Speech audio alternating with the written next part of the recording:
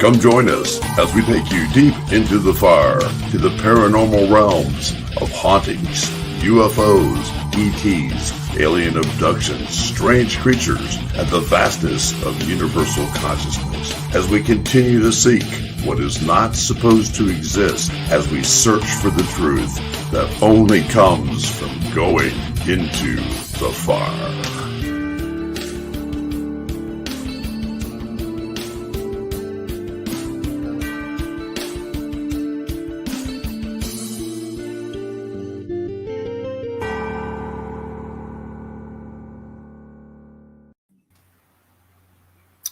Good evening, everyone, and welcome to Into the Fire. How's everybody doing tonight? We are excited as can be. As you can see, we've got everyone here from that's ever been involved with Into the Fire. We've got Mark Holland back from PGR.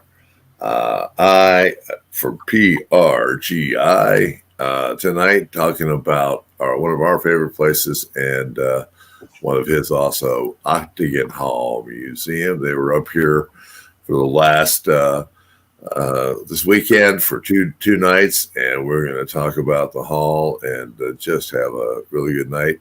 Hello, chat room. Thank you all for tuning in. It's such a pleasure to have you all here. And we're going to be looking for all your questions too, or your experiences or any comments you'd like to talk about with Octagon Hall. So please join in, as we've got Tonya and Billy and Melvin here to help us out with the chat room and everyone else, and to also add some of the stories and verifications to what Mark may talk about tonight that we can verify for him. So without further ado, our good friend, great investigator, and just an all-around wonderful guy. The founder of, co-founder actually of PRGI, and here we go with Mark Holland. Hey, Mark, how you doing, buddy? Hey, fine, sir. How you doing? Oh man, I am just as happy as can be if I can get my alphabets right when I start talking about PRGI.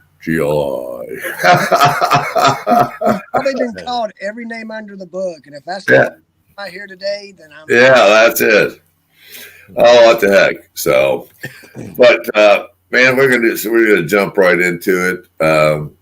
I know that I didn't even get to say let Billy and Tonya say how I was so excited. I'm like, we're gonna talk about someplace that oh boy, we're gonna have some fun. And one of the cool things was that I got to spend a little bit of time with you on Saturday night, just for a little bit. And so I had some interesting experiences being out there with you, and golly, just super. But let me go ahead and let Tonya and Billy and Melvin say hey before I create a gigantic fuba on radio things with the co-hosts. So guys, what's going on? Hi, everyone. Doing good. Glad to see y'all. We're excited for tonight's show. You know, we're talking about a place that's dear to each and every one of us, and we always love to hear everybody else's experiences, and it's going to be a good one. Yep. And Melvin, we we got to see you for a short time on Saturday afternoon. You had Mama up there, and it's always great to see you. And I mean, the first thing I got to tell you was Saturday was like the busy day from heck. We had everybody and their brother coming to Octagon Hall. And then what was really cool is we had some special surprise visitors that we didn't expect to see. You know, we had Black Wolf Paranormal. We had the Wicked Woman herself, our lovely Beth Allen. We had Todd and Leanne Eskew was up there. Then we had Third Realm Paranormal show up. And they're all going on all these investigations. They're all heading to someplace, and it was like a conversion all up there just to see the great and wonderful PRGI. No, it was a super time, and Mark got to meet everybody, and it was just the hall was just drawing them in like crazy. But it was great when I got there to be able to talk with Mark about his Friday night. So 2 nights in the hall. What do you think about it, Mark? Tell us a bit about it. Set it up for us. Well, normally every year we come and spend, do a 2-night investigation at the hall. This is our first time back in 2 years because of the pandemic, and we were scheduled to come last year, and one of our members came down with the COVID. And of course we had been around him, so we all had to isolate, and this and that and whatnot. Mm-hmm. Probably the longest in, 19 years that I've ever gone without spending a weekend at the hall. And it was funny. I was telling Bear when we got there, after a big old bear hug. Nothing like them, huh? Yeah. It was just so welcoming and inviting. And for those of you who may be tuning in for the first time, if you're scared to take your kids to a haunted location or whatever, you have nothing to fear at Octagon Hall. There is nothing that's going to be negative, malevolent, anything like that. So one of the special things I can tell you is we started our weekend. This was actually on Saturday, Bears. You were talking. There was a group of about 8 kids there. And we got to spend some time, with their parents, of course, and the kids, talking with them, answering their questions about the paranormal. We showed them the equipment, and a few of them wanted to go investigate. So we gave them some equipment, let them walk around with some K2 meters and EDI meters and things like that. And they just had a blast. Yeah. So, great to meet everybody, the other paranormal teams. And I think that was honestly the highlight of my weekend, was getting a chance to network, meet some new people, just talk about investigations, share different techniques and whatnot. So now back to the reason that we came up there and spent 2 nights. Of course, this place is just like with you guys on here. It's for us, it's paranormal home. I've told Billy on many occasions, and told Billy in the past that, if I could retire and my wife wouldn't kill me, I would move up there and be there every day, volunteering, doing something. Yeah. And right when I say that, this big clap of lightning and thunder goes off. Yeah. You couldn't have timed that any perfect. I don't know if you could hear it or not, but we heard it. I heard it through the headphones here, and I was kind of like going, wow, here goes as soon as we get heavy into Octagon Hall spirits are already down there. They're going to go, well, I think we'll pull the plug on this. This is a secret we don't want anybody to hear about. So, So that could have been timed any better right there. But we started out Friday night. We ran several cameras outside, several cameras inside, and we really concentrated heavy outside, because as anyone who knows anything about the field of paranormal research and studies, wherever there's any kind of construction or change going on, that usually increases the amount of activity. And so those of you who have been there in the past and may not have been there recently, man, it looks great. They're doing a bunch of clearing of shrubs and things of that nature. What I'm really excited about is the possibility of maybe some live animals in the future, which will more realistically mimic what was going on when it was an operating home, in the 1800s. I think that's just going to do nothing, if you can make that happen, Bear, to increase the activity. I agree with 100%. So we started off inside, and I laugh every time I say this. As a matter of fact, Bear and I had this exact conversation.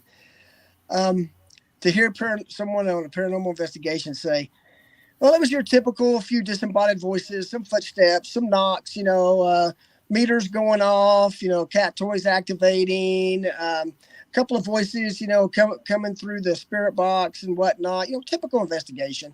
Yada, yada, yada. Right. Yeah. Yeah. People who don't generic understand that are like, what? Yeah. So that was, we were getting, of course, good in activity outside. And then we went outside and we hit the slave graveyard. It's where we ended our live session Friday night.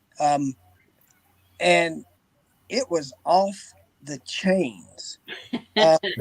We had No. yeah, we had REM pod responding, a flashlight on command.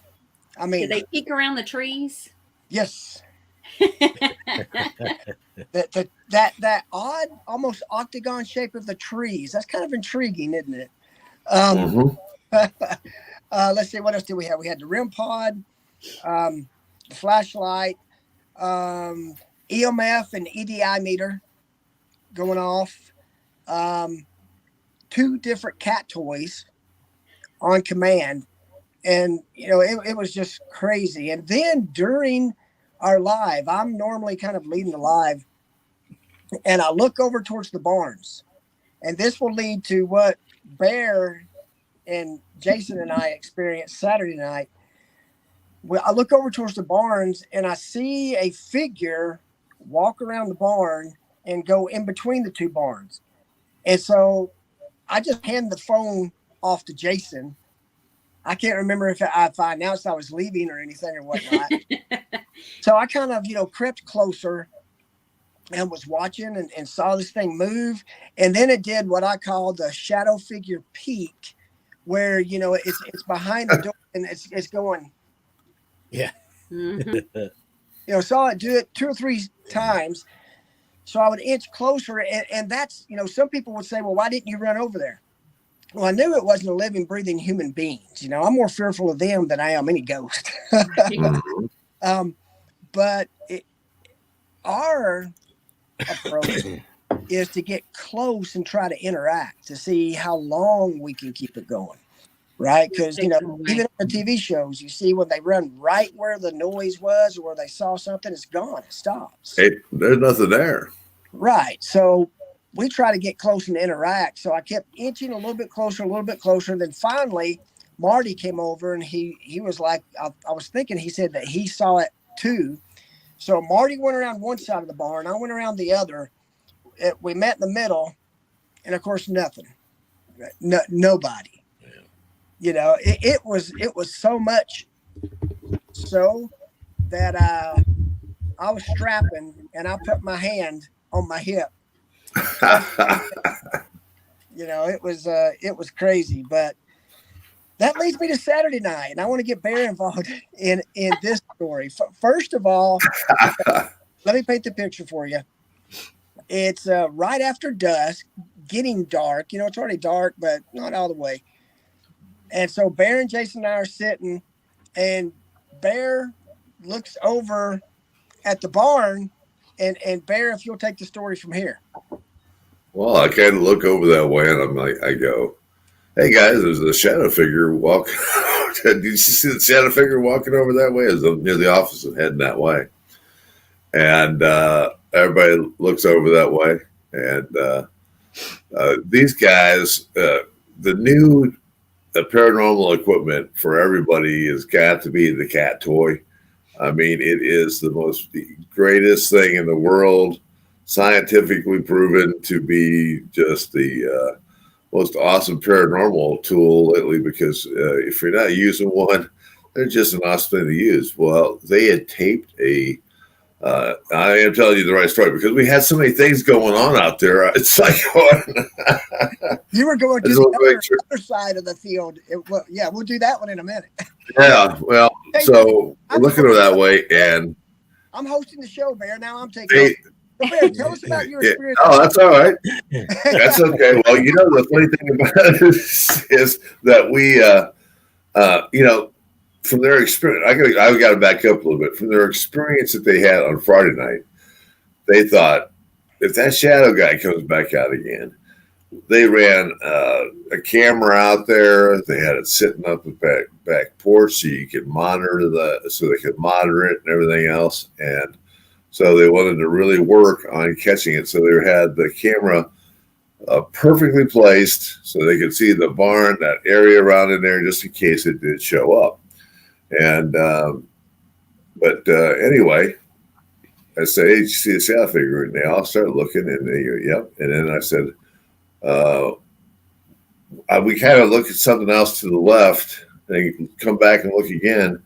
And that shadow figure had gone over to where that cat toy was on top of that thing and nailed it. And it looked like Christmas Day over there by the barn. I mean, that cat toy looked that big around when it was starting to blow up. So we actually got, and the cool thing about it, it's all on their video.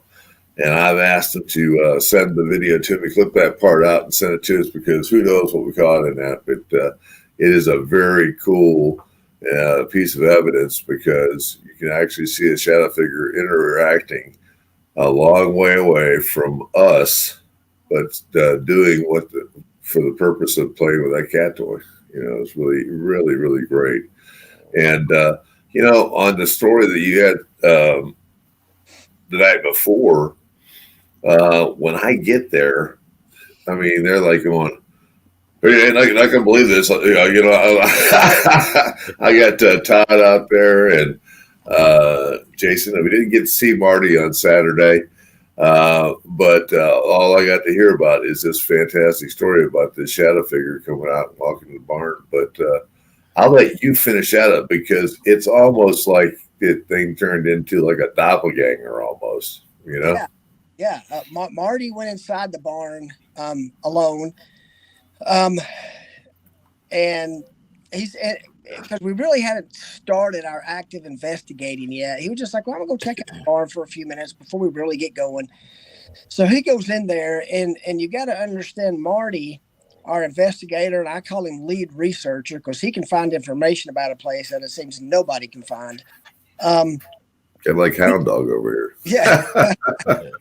Well, he comes out of the barn 10 minutes later, 15 minutes maybe, I don't know, somewhere around in that time frame, walks up to us. Now, Marty's an ex-Marine, okay? He is a Marine. You're never an ex-Marine. He's a Marine. Glad he's on our side. And his eyes are this big. And we're like, "What happened?" And he said, "Man, I'm standing there and I see this shadow figure materialize about 8 feet from me. It walks right up in my face and looks at me and then dissipates." He said, and we're like, "Dude." And he said, I'll tell you. And he didn't run. We saw him, a little bit later. He calmly came out, shut the barn door, walked straight to us and told us about this. He said, after it dissipated, his words, "This is the first time in my paranormal career that my inner voice said, 'You better get out of here.'" And he turned around and calmly walked away, because, our philosophy is you don't run. When you run, you get hurt. Yeah. Or if you're in a big location, you're going to be lost in a haunted location. Probably not a flashlight, right? And so he walked over there to us and was telling us about that. And that was Friday. And then where Todd, who was outside, also saw the shadow figure come out of the barn, because as Todd described it, about 20 seconds after he saw it was when Marty came out of the barn. And then lo and behold, the next night, we experienced the exact same thing. Yeah. And he had a cat toy and the camera set up. So hopefully we got the shadow figure. I know we got the cat toy, because like Bear said, it illuminated, man. I mean, it was amazing. The cat toy did not go off again that entire night. Nope. Yep. Which to me really validates that interaction. Right. If the wind was blowing it or something, but we had it taped down. It wasn't going nowhere. Yeah. And, that's perfect and purposely interaction, because it's taped down and that thing got nailed by something. Yes. I wondered what said, "That's not right. Wonder what that is." And as soon as it hit it, it went, wow. Yeah. So, it was awesome. Amazing. And it's funny because I'll save this story for here in just a little bit, Bear. that was Friday night. And then what Bear and Jason and I experienced was Saturday. But then later Saturday night during our live, we went into the barn with all of us. And let me just tell you, want me to save that story, Bear? Or do you want me to go ahead and tell it? I don't care. You just throw them out because, we can validate almost everything you said. And we want to give the chat room some chances to be able to talk also about it, because just lay it out there, because, man, it's fantastic to be out there. And I mean, Billy and Tonya and myself and Melvin have some good barn stories out there too. Oh yeah. So here's the interesting part. It was a little windy, a little pre-stormy Saturday night. So I'll get to that point here in just a minute. So we go in there. We're doing the live. And, we're asking questions, doing your, again, typical EVP session. And then we hear like heavy boot steps. I mean, very prominent right above our head. So we kind of went quiet, and somebody said, do we want to ask questions? And someone else said, let's just wait and see what happens. Let's give it a minute. Because a lot of times we'll go right to asking questions. We do it too, but we thought in this instance, let's just see what happens. Well, after the boot steps, then it sounded like a metal tub was being dragged from one end of the barn, and this was on the second level, all the way over to the door. And it was crazy. Well, then a minute later, we hear voices, almost like a conversation. Then we heard clanging, banging, like furniture being moved. Then you hear the boot steps walking around again. At one point, where I was standing, I couldn't hear it. I don't think the live picked it up, but two of our investigators heard what they called a garble. Some people would call it a growl. But they said it wasn't animal type growl. Golly days, it was so crazy. And we had somebody on live ask us, we'll go up there and see. Well, first of all, the barn needs a little work.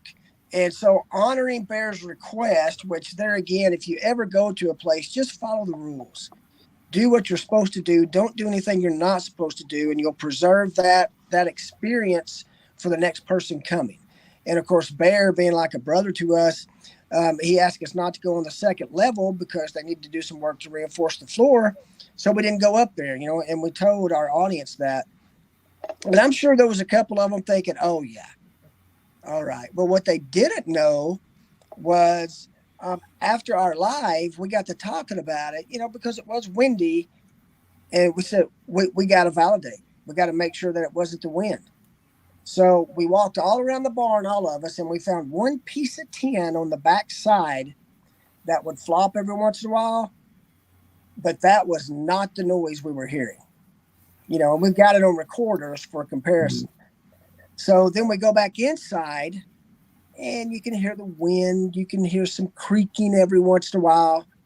No boot steps, no knocking, no voices, no tub being moved, nothing like that. And so Jason and I slept at the hall all night Saturday night. First thing we did when we woke up was, let's go back and revalidate it. We went back into the barn. Same thing. You can hear the wind. You can hear that one piece of tin every once in a while. And it has a distinctive sound. Yeah.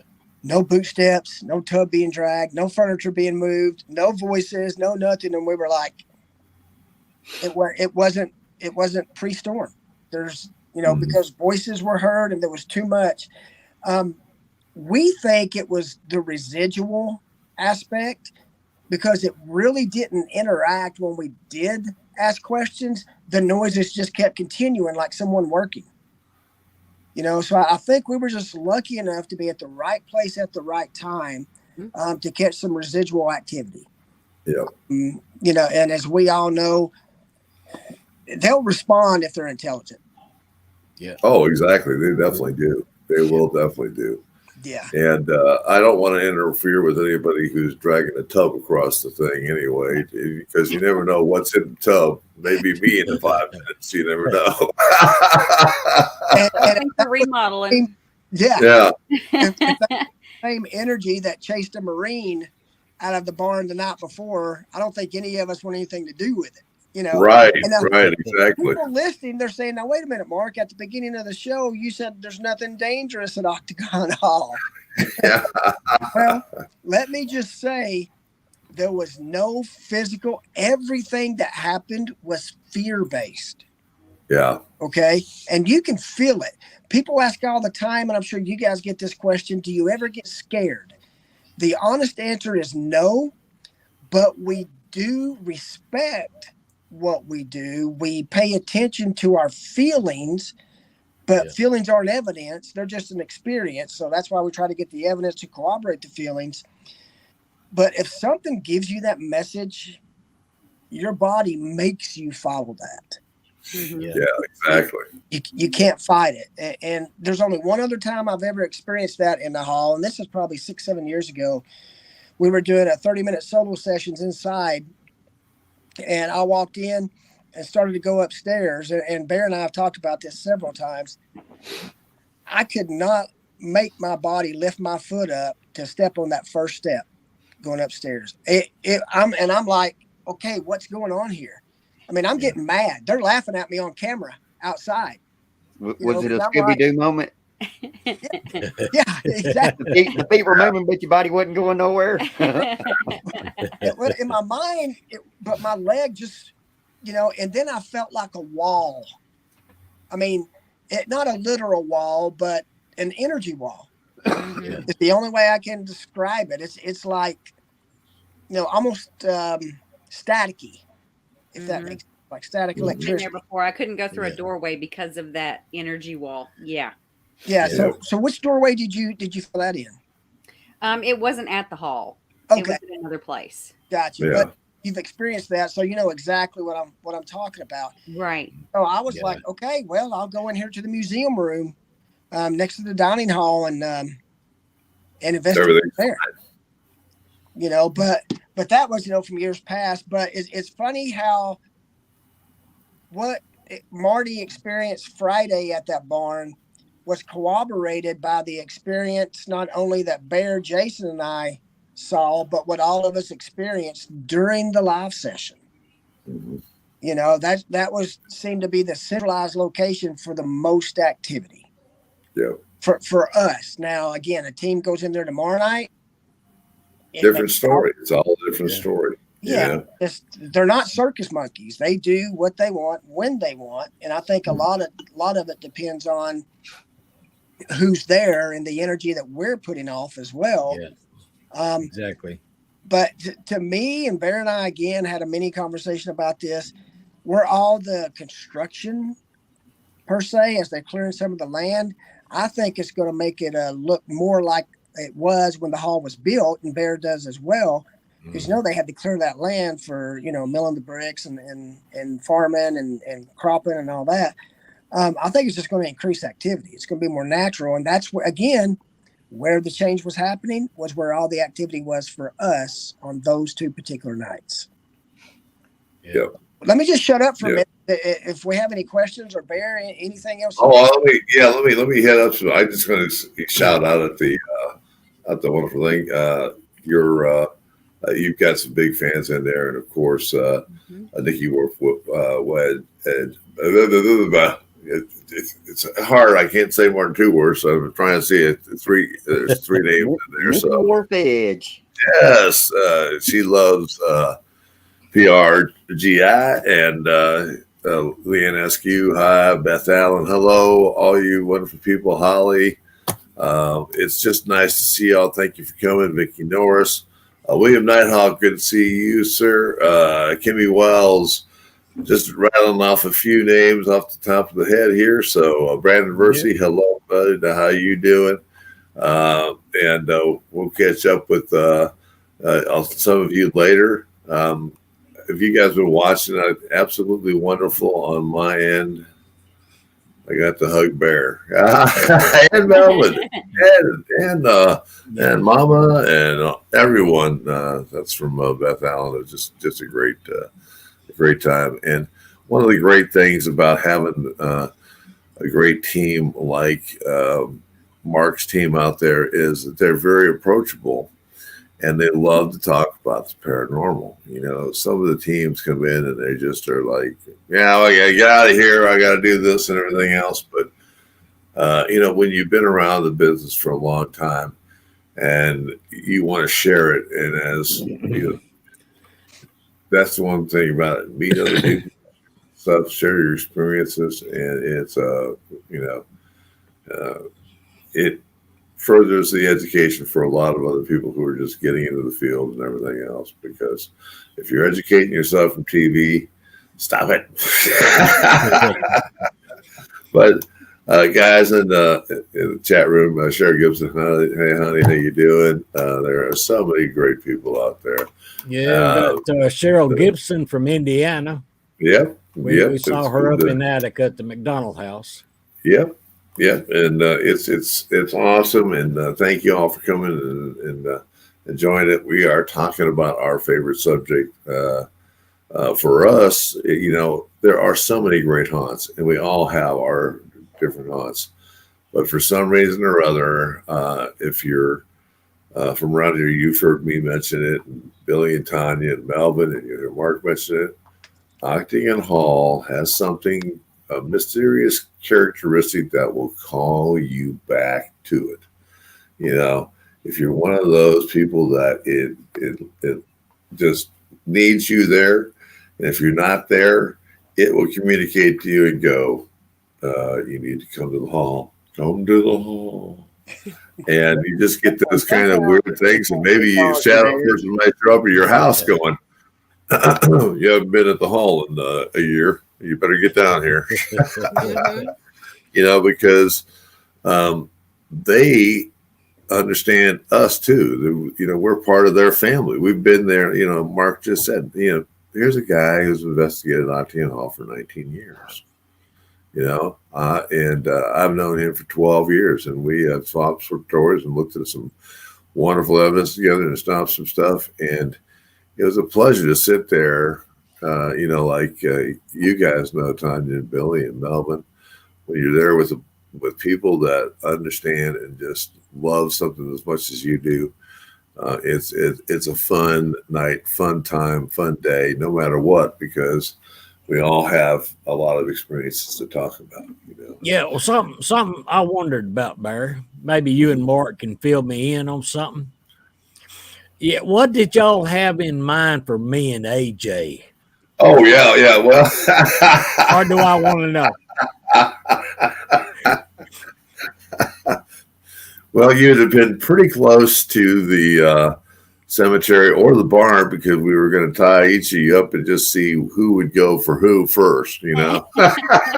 Oh, well, I thought y'all were going to tie us up and put dough and heat scent on us or something. I didn't know. Well, that's exactly what we're going to do. A ghost and heat scent. Oh, no, homie, you know, our favorite ghost bait. And then hopefully it would have turned into squatch bait, wolfman bait, or some other, you know, the new cryptid out there. We're always trying to verify all aspects of Octagon Hall phenomena. Sorry, I missed it. Yeah. Don't push it. I noticed. Yeah. We got a road trip coming up with you. I know. We got plans for me. I better bring my mom with me. That's it. He'll tank up on Mexican before we go. Right. I will. Exactly. I will Thursday. You know, Thursday when you night, talk about Mexican. It's going to be a colorful trip going to West Virginia. Oh, yeah. Well, we'll probably rejoice at 9 degrees on Saturday. I'm going to go in. Window seat. Heat the car up a little bit, will you? We need a little extra. Where they tied Grandma to the roof in the rocking chair? Yeah. Yeah. Good idea. They do it all up there. Well, I got another question for you, Mark. Maybe you can help me out. Yes, sir. It's concerns orbs. Do you think they're really ghost farts? Jeez. See, I told you couldn't make it. See what we have? If we're talking orbs and how they equate to ghost farts, if it creates an orb, I think it may be more of a ghost shark. Yes. That's it. That's what it is. Well, I just wanted, I'm going to sit here and play my balls if you don't mind. Yeah. But, That's great for ghosting. Also keeps those of us with ADD occupied. So right, exactly. Yeah. But, it's amazing, folks, when you're out at the hall and, we talk about experiences. And the last time that Billy and Tonya and I were out there, we were in that barn, and Billy can tell you the story that happened around that, so can Tonya, because it was that barn holds some pretty hefty stuff. Let's say that. It does. Mark said something earlier about we don't get scared. That doesn't mean we don't get startled or rattled. Right. And I think that's what they set out to do. Well, the last time we were in the barn, that happened.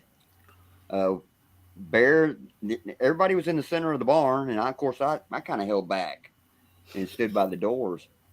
And everybody was watching it, including myself, but something was circling me.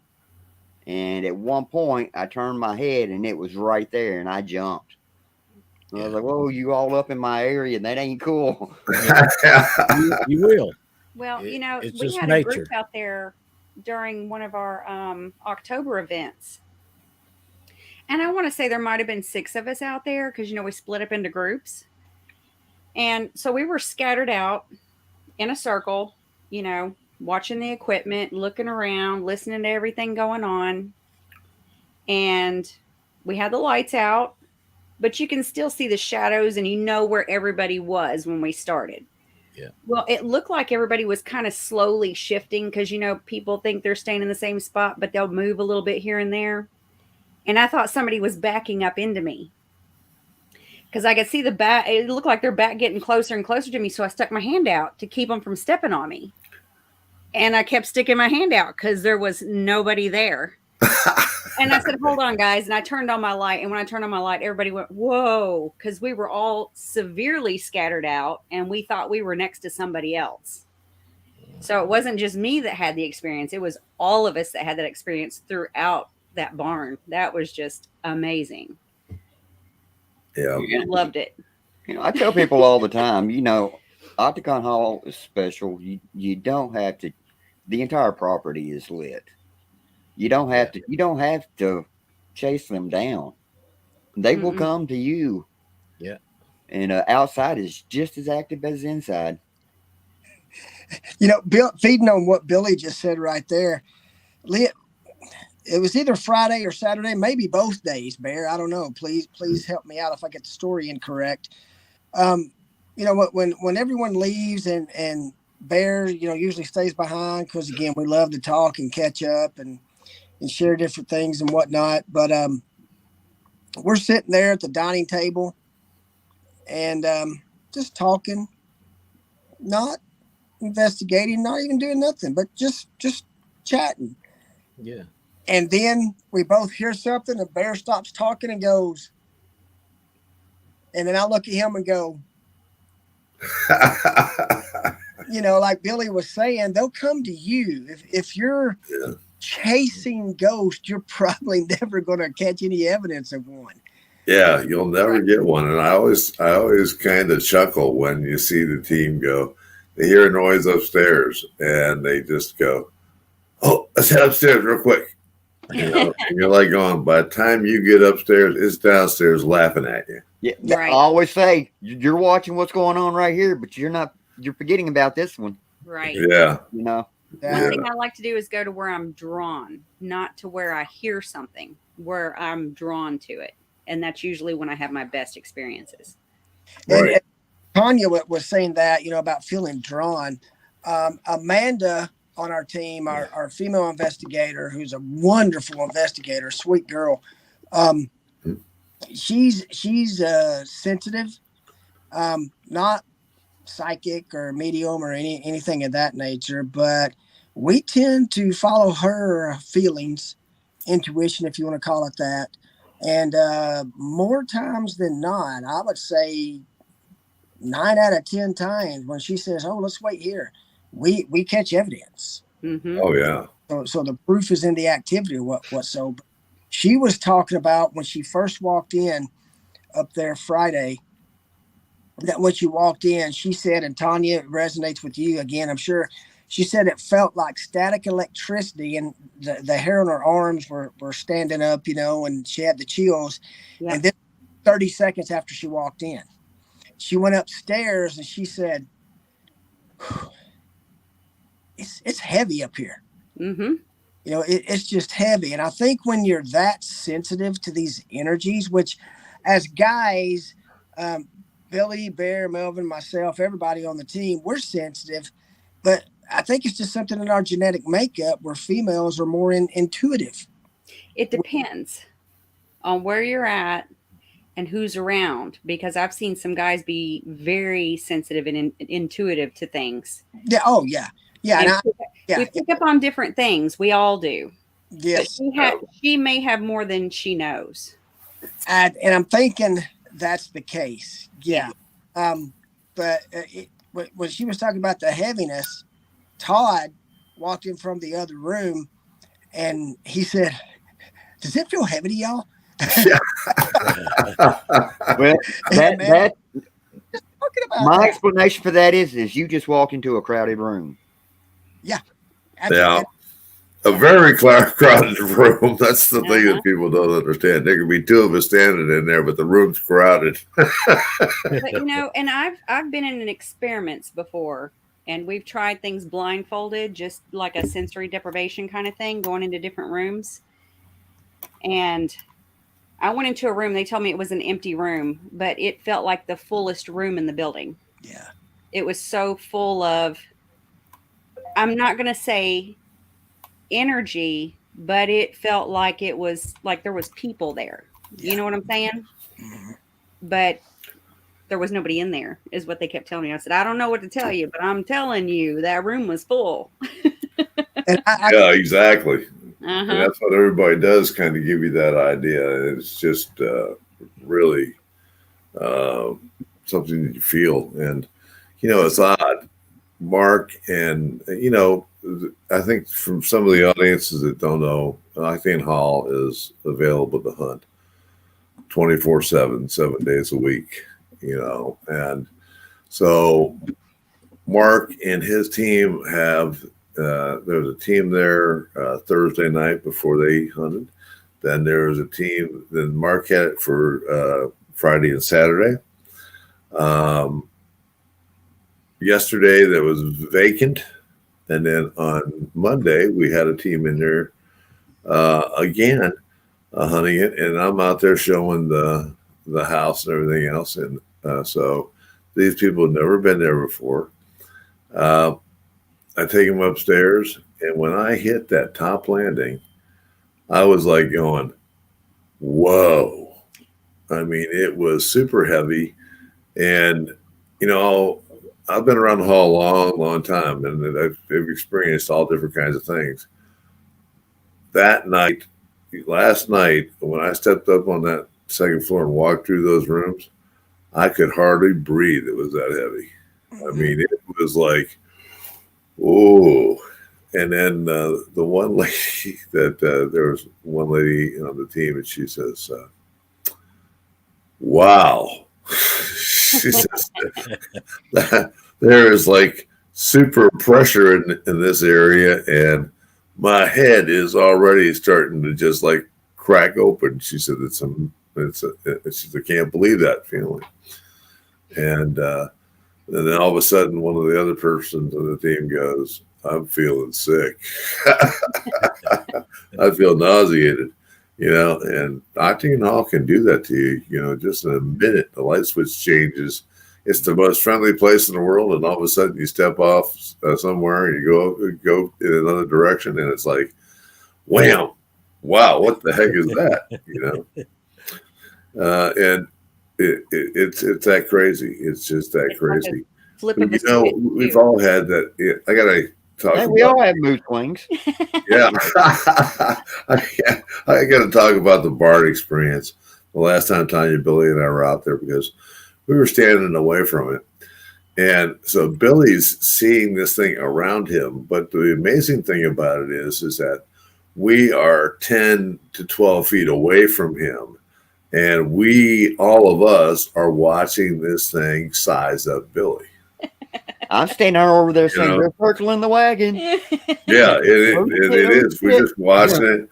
Walk around him, and it went around him 2 or 3 times. It came from one direction, came from another direction. It was just sizing him up. Yep. And the thing that's in the barn's a little bit more, it's intelligent as heck, but it wants to lay down the law to you. It's like going, mm-hmm. And that might tie into that phone conversation. Remember when you had him on the phone and you guys were in the barn with the thing going on? Yeah. And it said, "Bye, little one." Yes, exactly. It's it's so funny. We have a mutual respect for each other. Uh-huh. Right, exactly. But when we left that building, and the people who we were with, novice hunters and everything, they were done with. Wait! Before you go any further, they were all yada yada yada yada, not paying attention to what was going on around them. Yeah, and just before tell we what had went ever on. gone into the barn, in fact, before we had ever even gone in there, we were on the back porch, and I had said, "Bear, I was talking to Bear and somebody else, and we were talking about the woman in white. I had never seen her. All the hundreds of times I've been there, never seen her. And what he was leading up to, we come out of the barn, and we were towards the back, and make sure everybody got out safely and got the doors closed and everything.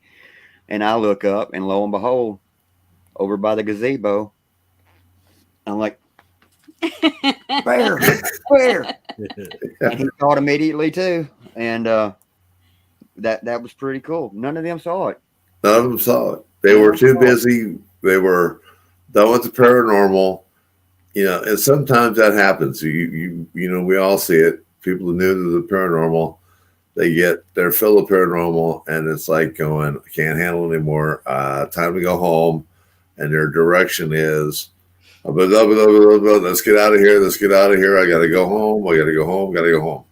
And that's what they're thinking. And when we walked out of the barn, they're just spricking off to their cars. And here's this perfect view of, I felt like it was a gift. I felt like that was a gift to me. It is. And that's the way to look at it. And that's funny how we do. I know Mark does the same thing. Our team does the same thing. It's like, it's a pleasure. And you're going, hey, thank you for doing that. That is just so awesome that we got the opportunity to see you, because it's all about the respect. It's all about what they're doing. And, and they, in return, give you kind of what we're talking about, because we were talking about it on the back porch beforehand. You've never seen her. And I think she just gave you the gift of saying, well, here you go. You've been out here long enough.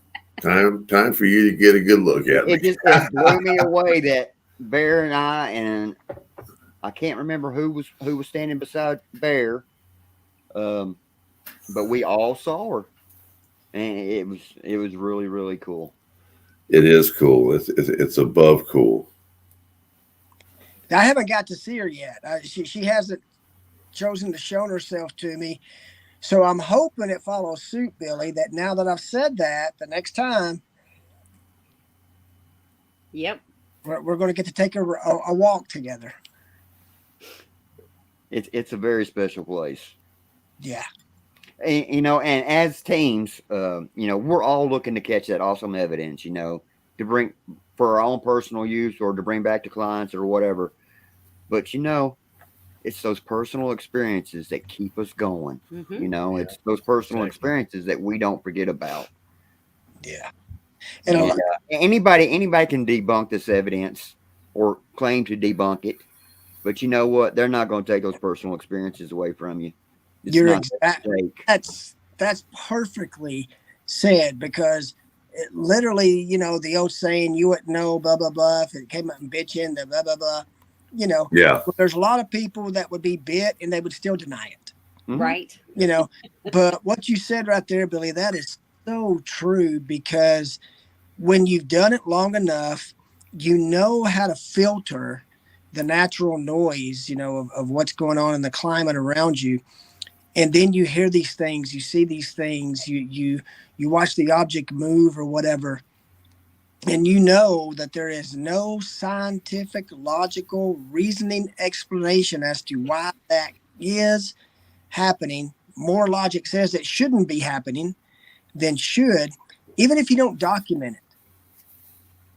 That personal experience is something. Some of my most memorable personal experiences were not documented, so it's just a good story. But I think that goes back to something we talked about last time I was on here. You got to be honest. You got to be objective. You got to be upfront, because if you don't build relationships with other teams that are based on mutual trust, all it takes is one time, and then every ounce of evidence after that, you're going to be questioned on. Yeah. You know, that's all it takes. And so that's why it's such an honor and a pleasure to talk with a group like this that I know feel the exact same way. I know if anybody, you know, on this show, you tell me you experienced something, I believe you. Yeah. What kind of character is at the table. And, you know, there's always going to be detractors. We all know that. There is always going to be that. Yeah. And I think that's one of the things, again, we had a minor conversation about this. That's why I love when the opportunity allows us to take skeptics, because we've taken skeptics on several occasions. And on every single occasion where we've taken a skeptic, every one of them has left early. And one of them said, excuse my French, but his words were, "Oh, hell no, this is real." Yeah. Scooby-Doo. Yeah, I do love that. exactly. But, you know, if you were going to take anybody anywhere for their first hunt and you wanted not to be in the potential for something to be aggressive, right? Go to Octagon Hall, man. You're not going to get hurt. Are they going to startle you? Yeah. Sometimes may you be scared based on your individual reaction? Yeah, you could be. But like, again, Billy was saying earlier, and Tonya, it's not that you could get scared, but if a door slams in your face or a shadow figure peeks around and look, you're startled. Yeah. You know, it's controlling that emotional response through conditioning where you don't freak out and you don't run, you know, for what we talked about earlier. But when that feeling tells you, okay, you need to leave, then that is your fight or flight. Yeah, you've got to respect your body, even though, and some people don't have that. For some reason, that switch is cut off. And see, him and I have been in a really bad place one time, and it was a sense of dread. I'm talking severe dread that just came over both of us. Mm-hmm. And I didn't want to be there anymore. Yeah. So I just looked at him and I said, there's nothing down here. Why don't we go back upstairs? And I was okay. I was okay with that. Yeah. Because I was feeling wonderful things, you know. It's like when going and meander off like there wasn't nothing there. And sure enough, both of us walking up the stairs, both got kicked in the back. Both got hit in the back. Yeah. Yep. It was like somebody punched you right in the back. Yeah. And I just and kept going slowly up the stairs. You know, chat room, you know, it's funny what Mark was talking about and everything else. I know we've all had some of the experiences. I know some of you have been out there and had some amazing experiences. But you know what he was just talking about, where you hear the stories of people and everything else. Well, Saturday, when we get around each other, we get to tell each other this. I get to hear old stories about the hall that we've talked about beforehand because they just were amazing to us, or something new that they remember because we say something about it, and it's amazing how many of these experiences are very similar. Mm-hmm. And so I'm talking about the weird feelings in the field and watching the backyard and everything else. And I tell them this little story about this light. And so we're out on the back porch, and Mark, I'll let you talk about that. It probably, I don't want to exaggerate, please correct me if I'm wrong, maybe an hour or less when Bear was telling us about this. And so once again, I think it was Todd this time. Yeah. Okay. And Bear and I were sitting on the porch talking, and sure enough, Bear says, "Do y'all see a blinking light out there?"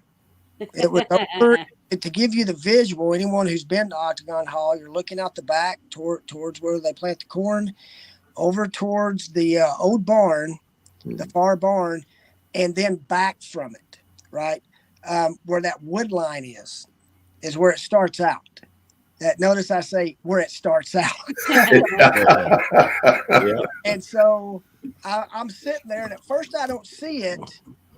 And then I kind of lean this way because I was sitting on the bench, and it's like, oh, wow, what is that? And it was kind of comical looking back on it, because if they ever did a skit on Saturday Night Live about the paranormal, they should just sit there for 5 minutes and say, "Did you hear that?"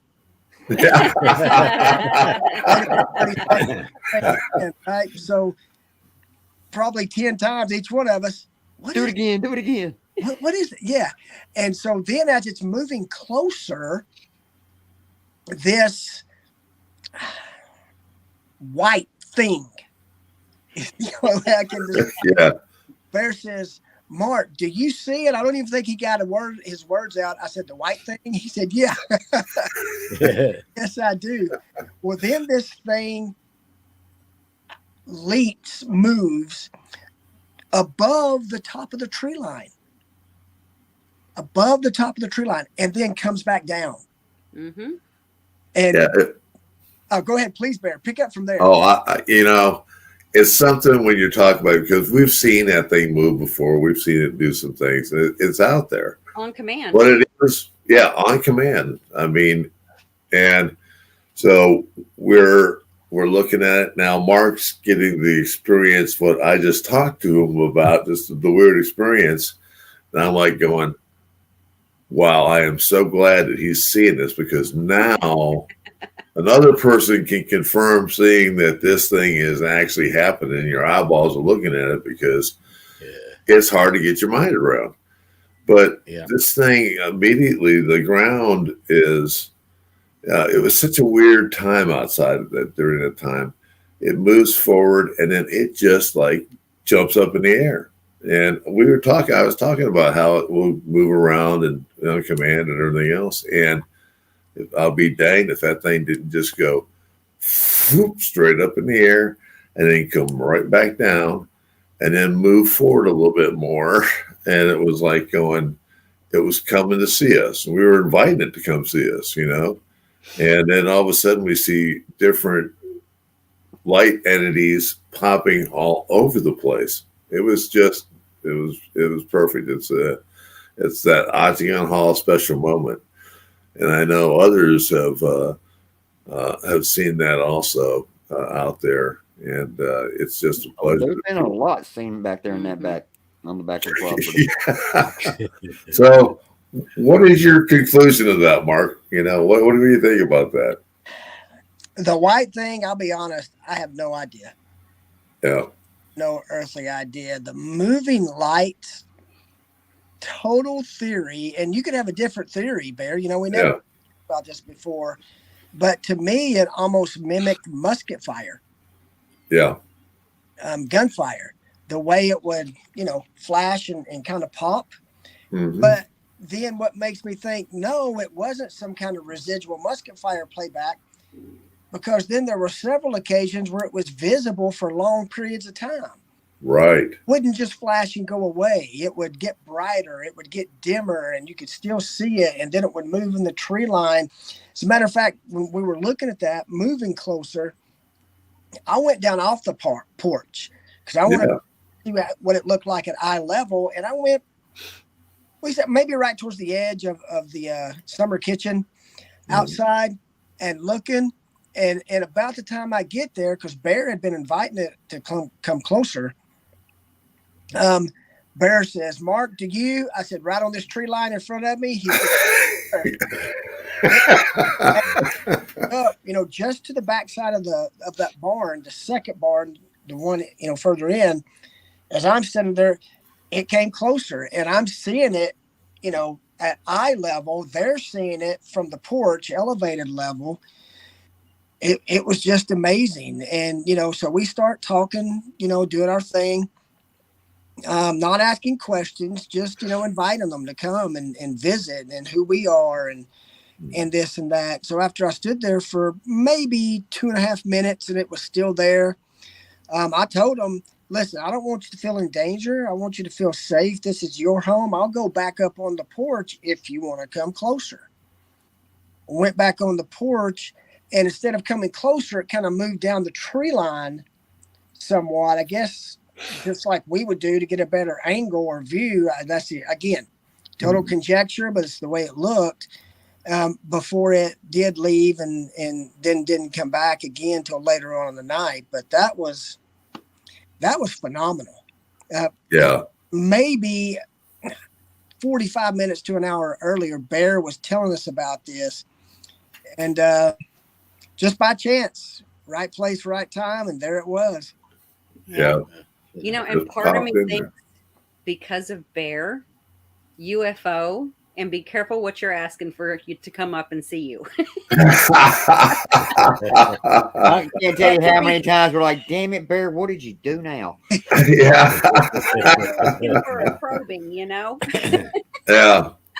Yeah. Well, what was good is that some of the guys they went and got dinner and had some awesome burgers and fries out of a place down here in Franklin called Holly's, and we went back outside, and I leave after a little while, but it was funny. We talked about it to them and told them the stories, and then later on that night, what happens? They get to have the same experience, That's so cool. they get to see it, they get to deal with it.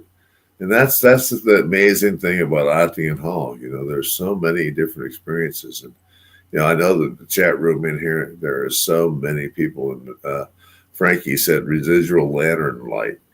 I got to tell you something. I've seen that same thing. I've thought that thought where it's like somebody is moving, carrying something, because sometimes it moves in a weird little way. Other times it looks like somebody's got a torch walking through the yard. But this was opening up some areas. Whatever it was doing, it had and I don't know if Mark saw the same thing I did, because this is that's where I'm always going. I'm going, I got to mention this because you see what I'm seeing. Don't let me tell me that my eyeballs have gone totally nuts. My glasses came off my head and it's doing one of these things or something, because I'm seeing everything different. But it was kind of lighting up the tree lines. It was there was some really bizarre experiences coming out there. You could see it even in front of it. It was casting like this little thing where you could see it coming up. You still had eyes on the light, but there was something going on in front of it that was just weird. Did you see that, Mark? Yes, as a matter of fact, you were still there, Bear. As we're watching all this go on, at one point, this is after I'd come back up on the porch, as a matter of fact, and it's still there. It hasn't left yet, and I noticed out of my peripheral, up to our left, as you're looking off the back porch, that tree line there. Now, again, just you guys know what I'm talking about. What car lights look like when they're going by. we've seen that so many times. We even tested it, okay, here comes a car. Let's make sure it wasn't a car and whatnot. But this tree line from where I'm standing looked like 50 yards long or longer, lit up with now I'm colorblind, so Bear, you may have to correct me on the color. To me, it seemed like a bluish or maybe a light greenish hue, just 50 yards long or longer. And it just kind of lit up for about 3 to 4 seconds and then slowly dissipated, like somebody was back there with one of those advertising floodlights, showing it up, and then kind of went down. They're sitting there. We were like, okay, make sure that can't do it. It was not a car. No, a car won't do that either. No. And that was just amazing. I mean, and it was a bluish white light. It was a bluish white light. And you guys know, I mean, some of the people that are on here tonight and some of the people that are in the chat room know that when I talk about the bluish white lights, that really bothers me because that makes me go, the history of Simpson County has had some very weird things going on back in the 1800s and everything else. One of the things about it is that people were talking about their family members or old farmers or whatever going into a field, going into the woods, and they'll see these lights, and the next thing you know, the person never comes back. They're gone forever. And that's one of the freaky things that you feel about that is like, what would happen if I was standing there? Where am I going to be at? So I'm always hoping it's Melvin that goes first. Melvin, now you know what we had planned for you. All right, now I know. All right. Yeah. Either that or somebody tied off a long rope around me because I want to come back and be like the poltergeist where they go to get the kid and they yuck on the rope and all that goo comes flying down the room and there all of a sudden here comes Bear popping out of it all soaky gooey. Yeah. I want to be able to come back from that experience. So, but man, Octagon Hall is a famous place, and everybody's in the chat room. All those people, everybody's had their own experiences there. It's just a great place, and we can't, Frankie, listen, he's been slimed exactly, and Ada said, "Watch out, Melvin." And Frankie had another good point about. I'm sure that's right. That they had to patrol the property every once in a while and watch out for enemies back in the day, and makes sense that they would keep an eye on, you all. And it's probably the same way. And I think spirits are a bit protective of their people that they care for there at the house, and that was Nikki comment, and that's true too. I think sometimes they do care about us and everything else because they'll give you warnings. Mark was talking about going up the steps. Well, maybe there was something up there that was bad, and the house goes, not today, Mark, not right now. Give it an hour, give it some time, because. And I know a lot of people would say, man, Barry, you think crazy thoughts. But for the years that we've been doing it, let me tell you something. Those thoughts are not that far crazy. And right. Mark, here's a guy that's been doing it the same way. Melvin, you guys, I mean, we're not the, there's a lot of, we're just old potatoes sitting in a sack over there watching everything else go by. So. Yeah, it's just wonderful stuff, But anybody in the chat room have any questions for Mark or any other comments about Octagon Hall? Love to see them, or if they have an experience. Love to talk about it because possibly we can validate it for you, because we've been in the hall for a long time, and there's always that moment. last night I got left a message that there was some kind of incredible heavy knocking sounds by the staircase outside of the monitor room, And yes, Frankie, you do need to come back and paint again soon. Frankie, Lynn, you just painted a beautiful picture of the barn, one of the barn areas, and the outside the trees. It's a beautiful, beautiful picture, and we're so proud that you donated to it. I haven't put it up for. You said, well, sell it or whatever. I just keep it in there and look at it a lot, and I think a lot of people do too. It's a wonderful thing to have there in the hall. So, but yes, please come back and paint one again somewhere else. But it's just a super place. So I still need to talk to you about my dream experience. Yes, we do, and I'm so sorry. I've been so dang busy. It's like going crazy, and I know that you were feeling very good, Nikki. And I hope that your health is doing great, and we will get together maybe tomorrow if you're up to it, and give me a shout or a call, or tell me to come in. We'll sit down and talk about that because it'd be awesome. So, but. Golly, there are so many stories, so many things, and to talk about the barn, that's the interesting thing about it. There was a couple that came by, Andrew and Shauna, that had been at the hall, used to come and sit at the hall, and had done some work in the hall, and they came by while Marcus there and everything else, and they're telling AJ and everybody else stories about their experiences, and guess where their experiences were? In the house, but also in the barn. These things about, the barn's really weird, and I guess I'm looking for Billy and Tonya and Melvin to tell their stories, because I have so many stories to tell. I love hearing Mark saying, this happened and this happened, and all the time I'm just sitting there going, "Yep, exactly."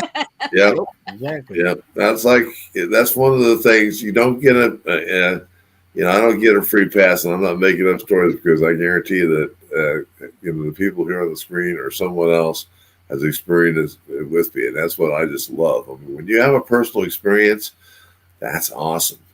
But when you have personal experience with 3 other people, that's really awesome. Because you're just excited for them as they are for. Right, exactly. It's funny because we'll have a novice hunt, and we'll have a lot of people there, and then after a really good session, we're like, man, that was really cool. We'll start seeing people drop off and leaving, and we're like, where's everybody going? Everything's just getting ramped up. Yeah, We're good. Yeah, and they're going, don't need to see anymore. I'm good. Have a good night. Well, much like when Billy saw the lady in white, that'd be considered a gift, Yes. Yeah. Because they only show themselves the ones that they want to see them. Just like my best, I guess my most memorable is when one day Barry and I were leaving, and we saw Mary Elizabeth in her bedroom waving at us through the window. Yep. That's I'm just thankful for that. I haven't seen her since, but that don't mean I won't see her again. Yeah. Yeah. I've been blessed to see Mary Elizabeth a lot of times, but that was one of the amazing things, because it was almost.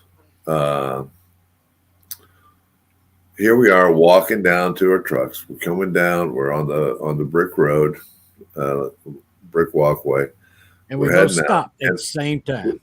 It was like she called us, and we both heard it, and we stopped and then turned around and looked at the window, and then go, "You seeing that?"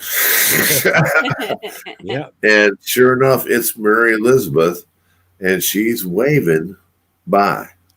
Yeah. And the weird part about it is, Melvin and I get to talk about it, and we kind of quiz ourselves, because it was just us two there. But she disappeared like this. She went backwards. She floated. She didn't turn around, walk off. She just floated back. Mm-hmm. Yep. Which is kind of like what happened with the apparition we caught on the DVR system at the front door. Yes. Yeah. Came forward, reached for the doorknob, and then just floated back. Yep. Yep. You know, and it's awesome stuff to be able to do that. I've got to send Mark some stuff. They're going to be sending us some videos because, you know, when you go to Octagon Hall and you start just covering up your EVPs, and they've had work to do, and they just got back, I'm sure you're going to hear some fantastic EVPs on there. I can't wait to see the dang cat ball video. Yeah. Mark, now the real fun begins. The review. Yeah. And I know we talked about that last time, especially with spending, you know, basically 10 hours each day there. So that means it'll probably take us 60 to 100 hours to go through all the evidence. Well, probably more this time because on night one we had 8 cameras going, and then on night 2 we ran 6. So, you know, that's a lot of video. Plus the handhelds, the SLS. A lot of times we'll just set it down and let it record with nobody there, you know, purposely. Then you have, you know, the mobile IR. Each one of us has about 3 voice recorders. It's a lot to go through, but I'm 3 hours in. I was telling Bear about this. Could I set mine up as soon as I get there? I'll ask permission to enter the hall, and then I'll set one down. So the first 2.5 hours, you know, is people, you know, still visiting the hall and touring and this and that and whatnot. But about 3 hours afterwards, I've just got the first EVP, which equates to about 14 minutes after the last person left and it was just us. We hear what sounded like either running or really fast knocking upstairs. And I know we've all heard that before. Yeah. This one, the rhythmic pace of it, we can't discern if it's knocking or running yet. You know, we'll slow it down and see, but so realistically, you could say 14 minutes in, we've got our first EVP. Because it's going to be hard to catch anything prior to that because there's so much talking. But that's a contamination. So many people visiting the hall and sharing and talking, and the hall was alive with people. And as Bear said, that's probably the most people I've ever seen there at one time in all my years of going on Saturday, which was probably more kind of chaotic what it was like when they were living there. You know, it's wonderful to see all these people there, and some of them there for the history, some of them there for the paranormal, and then again those kids, and it was just a great time. Put the paranormal investigating aside, the collaboration and the camaraderie and making new friends and seeing old friends, worth every minute of it. Yeah, definitely was. It was just fantastic. And we're so glad that you guys, I'm happy that we got to see you and spend some time together. I'm looking at a comment from Frankie Lynn, and it looks like she says, like when Bear and I were on the porch the last time and I was there and the door opened, like they were just nosy. They wanted to include us in their conversation. Yeah. And, you know, it's funny when you're at the hall. I mentioned to somebody else the other day. I was up on the back porch.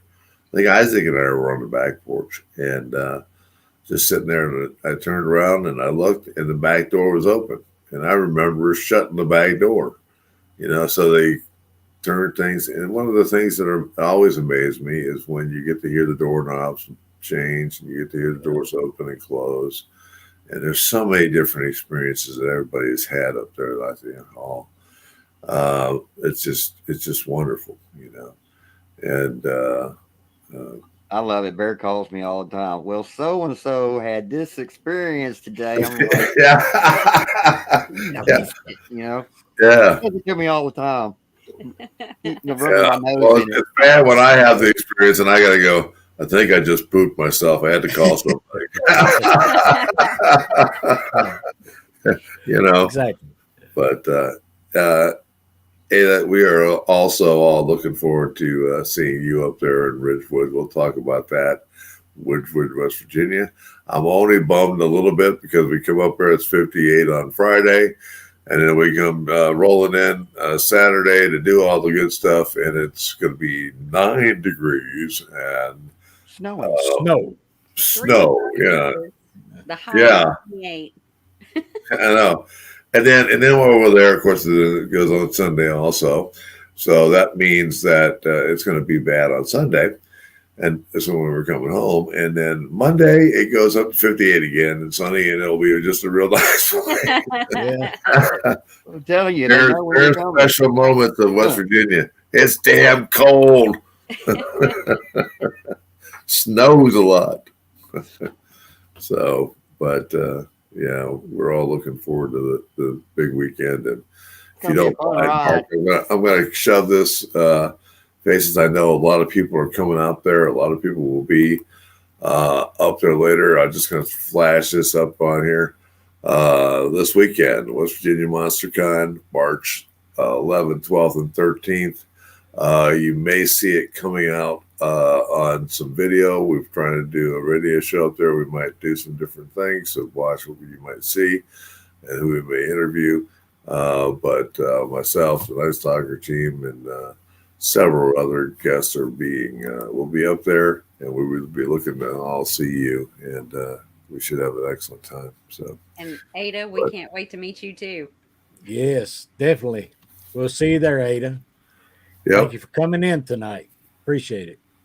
And it's just so special. Mark, you got anything else to say about the Octagon Hall? Well, if you want to end the show before 9:00 p.m.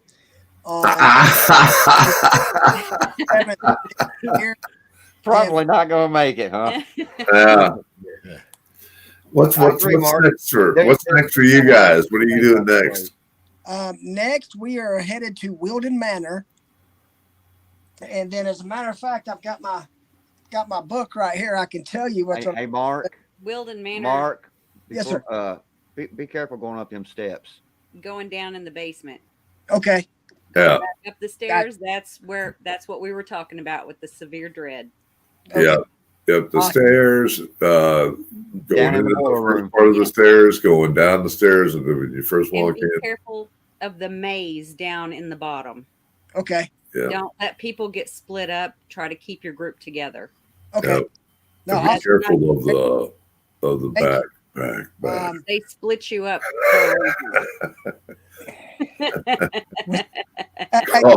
Call us. They be happy or split up. No, I'm just kidding. Yeah. It won't disappoint, I can tell you.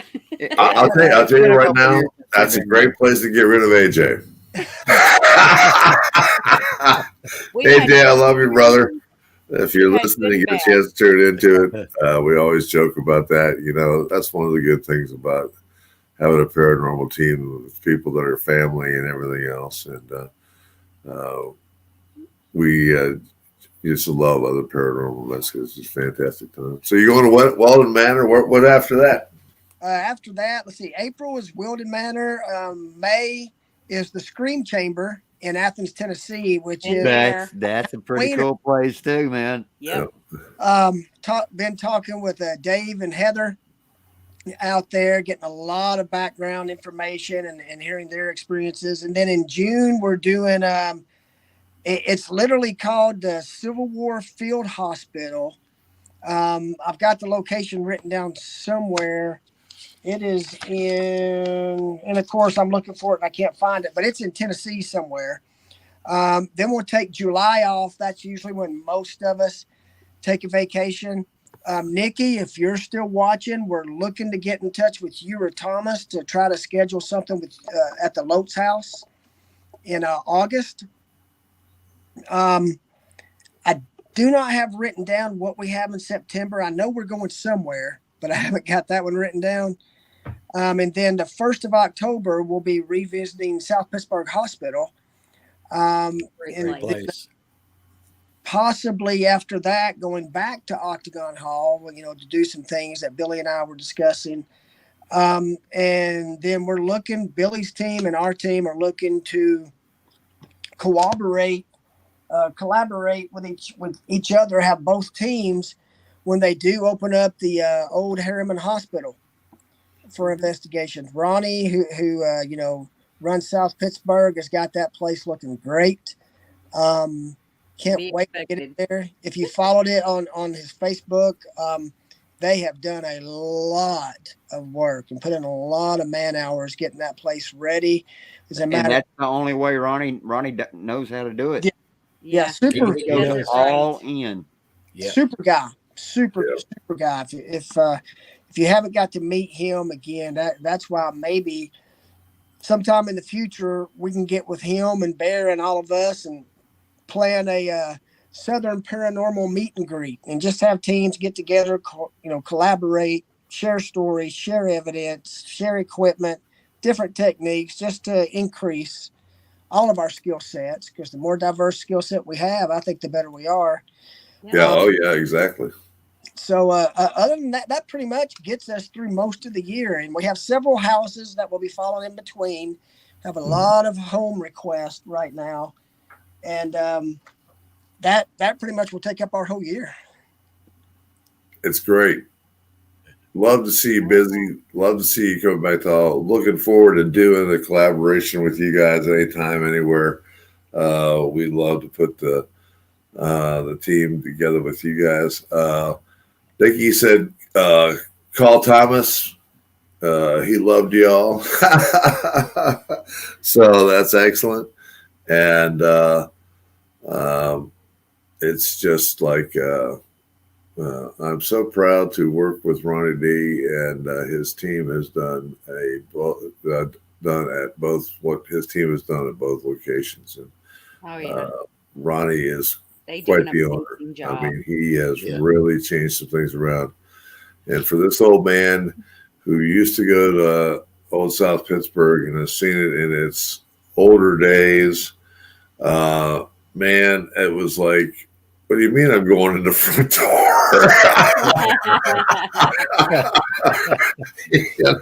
I mean, you mean it's out of front door? You haven't seen it since. You haven't seen it since. Yeah. You get to walk in the front door. Yeah.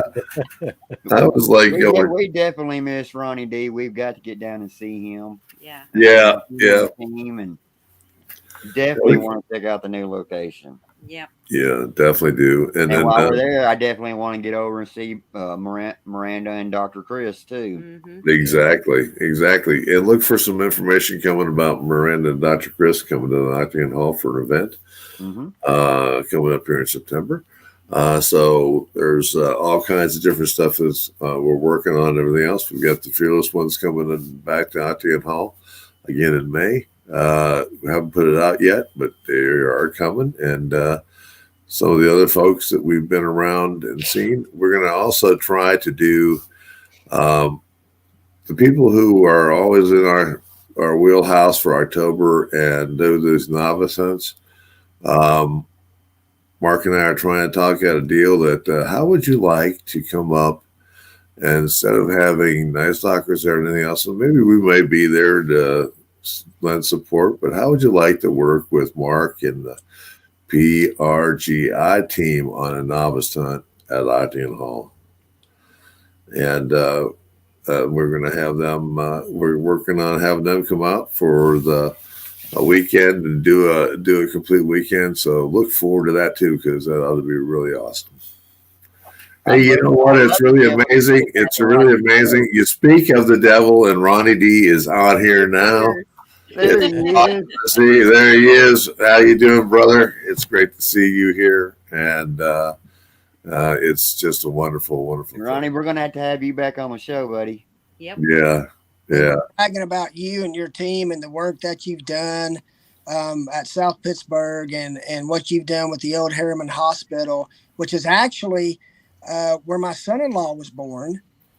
They live up there in Harriman, not too far. So we're really excited when you open that up to team up with Bear and his crew and us come out there and when you open it up and investigate it. But Ronnie, nothing but admiration for you. Loved talking with you. I think, and we did your show, before the pandemic and whatnot. Just super A1 guy. There needs to be more people in the paranormal running these stations like Bear, like Ronnie, who do it right and are there for the increase in the field of paranormal studies and documenting what goes on. So, Ronnie, I don't care what Melvin says about you. I think you're A1 in my book. Had nothing to do with it, Ronnie. Do not listen. Do not listen. La, la, la, la, la, la. About you. Yeah. But folks, it's so great. I'm going to let everybody go through the night. It's been a super night. It's always a pleasure to have Mark on. Brother, I love you. It's been many, many years, and I just can't wait to continue our relationship as it keeps on going on year after year.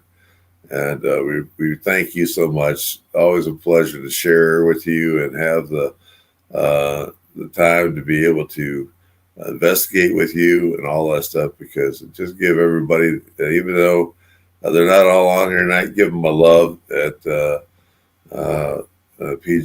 PRGI and also this weekend, right?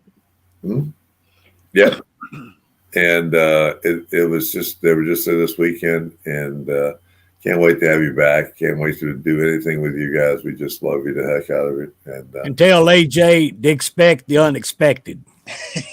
Yeah, exactly. And for everybody that's out there, and just to recap, anybody that's out there that's looking for a wonderful con coming up, it's this weekend. Friday night, we're doing the meet and greet. The VIPs get to spend some time with all of us that are going to be speakers at the West Virginia Monster Con. And we're going to be at the Dave Spinks World of the Weird. And we're taking over that town, and they are so happy to have us out there. They've got all kinds of things planned. And we look forward to we're going to have all kinds of shenanigans to tell you about next week. Oh, yeah. Oh, yeah. Yeah, it'll be a wonderful time. So. Don't look at me. Yeah. Mark, thank you again. We love you, brother. And thank you, everyone in the chat room, everything else. It's all about you. And thank you for supporting us and continuing to come and watch us. We love you all, too. And you guys have a wonderful night. Good night, y'all. We'll see you next Tuesday. Thank you, y'all. Good night.